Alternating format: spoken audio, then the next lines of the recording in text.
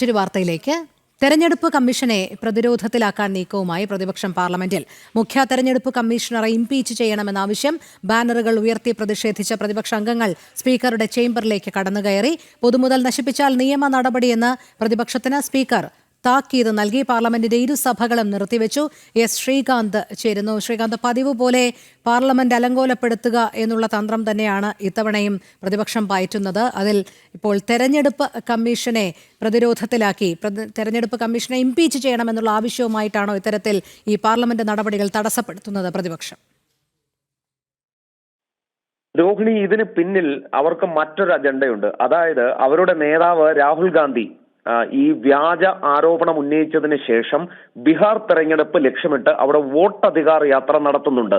ഈ നിമിഷം വരെ ദേശീയ മാധ്യമങ്ങളൊന്നും തന്നെ ആ വാർത്ത റിപ്പോർട്ട് ചെയ്യുകയോ അതിന് എന്തെങ്കിലും തരത്തിൽ പ്രസക്തി നൽകുകയോ ചെയ്തിട്ടില്ല. ഈ പശ്ചാത്തലത്തിൽ കൂടി വേണം അവരുടെ ഈ പാർലമെന്റിലെ ഈ പ്രതിഷേധത്തെ കാണാൻ.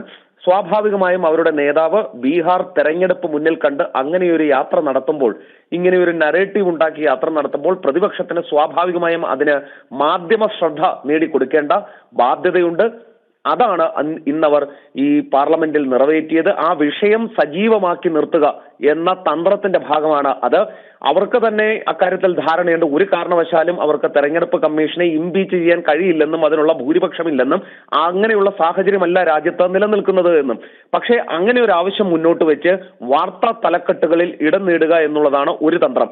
രണ്ടാമത്തേത്, ഇന്ന് പാർലമെന്റിനുള്ളിൽ വലിയ ബഹളമുണ്ടാക്കുക വഴി ബീഹാറിലെ SIR-മായി ബന്ധപ്പെട്ട നടപടികൾ മാധ്യമ ശ്രദ്ധയിലേക്ക് കൊണ്ടുവരിക, വോട്ടധികാർ യാത്ര കൂടി മാധ്യമ ശ്രദ്ധയിലേക്കും ജനങ്ങളുടെ ശ്രദ്ധയിലേക്കും കൊണ്ടുവരിക.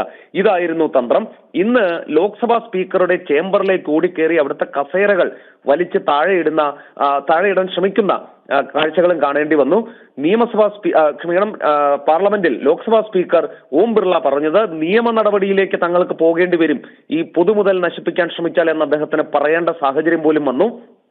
ഇതിൽ വ്യക്തമാകുന്ന ഒരു കാര്യം, ഏത് വിധേനയും ഈ രാഹുൽ ഗാന്ധിയുടെ യാത്രയ്ക്ക് മാധ്യമ ശ്രദ്ധ നേടി നൽകുക, ജനങ്ങളുടെ ശ്രദ്ധ അതിലേക്ക് തിരിയിക്കുക എന്നുള്ളതാണ് അവർ ലക്ഷ്യമിടുന്നത്. തൽക്കാലം ഇപ്പോൾ എന്തായാലും ഈ രണ്ട് സഭയും നിർത്തിവെച്ചിട്ടുണ്ട്. ഒരു കാര്യം കൂടി ഇതിൽ ഒരു വിരോധാഭാസം എന്ന് പറയുന്നത്, ഈ വോട്ട് ചോരി, വോട്ട് മോഷണം, ഇരട്ട വോട്ട്, കള്ളവോട്ട് എന്നൊക്കെ ആരോപണം ഉന്നയിച്ച് രാഹുൽ ഗാന്ധി രംഗത്ത് വന്ന പശ്ചാത്തലത്തിൽ സ്വാഭാവികമായി അവർ ചെയ്യേണ്ടിയിരുന്നത് തെരഞ്ഞെടുപ്പ് കമ്മീഷന്റെ ഈ പ്രവർത്തനങ്ങളെ പിന്തുണയ്ക്കുക എന്നുള്ളതായിരുന്നു. സ്വാഭാവികമായും SIR പോലെയുള്ള കാര്യങ്ങൾ വരുമ്പോൾ ഈ വോട്ട്, കള്ളവോട്ടോ അല്ലെങ്കിൽ ഇരട്ട വോട്ടോ ഒക്കെ ഒഴിവാക്കപ്പെടുകയാണ് ചെയ്യുന്നത്.